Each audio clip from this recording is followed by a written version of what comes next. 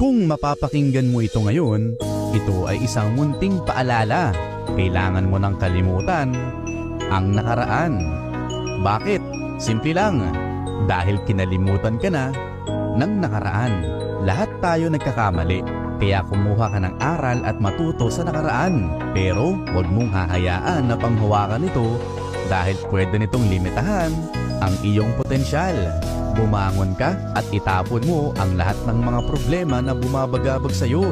Laging tandaan, gawing flexible ang sarili para tumanggap at kumalimot